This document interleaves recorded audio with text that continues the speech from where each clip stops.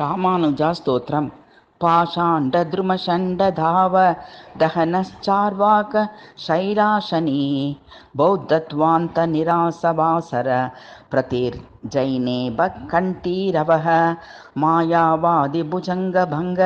गरुडैस्त्रविद्यचूडामणिः श्रीरङ्गेशजयध्वजो विजयते रामानुजोऽयं मुनिः पाषाण्डषण्डगिरि खण्डनवज्रदण्डाः प्रच्छन्नबौद्धमकरालयमन्थदण्डाः वेदान्तसारसुखदर्शनदीपदण्डाः रामानुजस्य विलसन्ति मुनेस्त्रिदण्डाः चारित्रोद्वारदण्डं चतुरनयपथा लङ्क्रियाकेतुदण्डं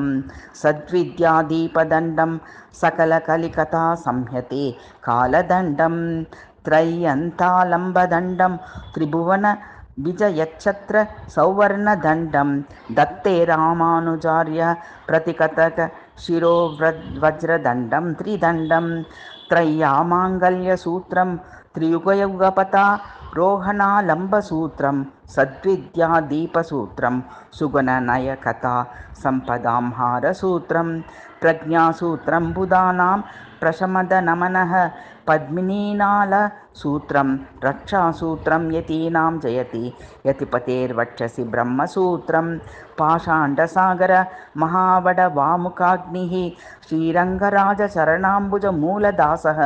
श्रीविष्णुलोकमणिमण्डपमार्गदायी श्रीरामानुजे विजयते यतिराजराजः।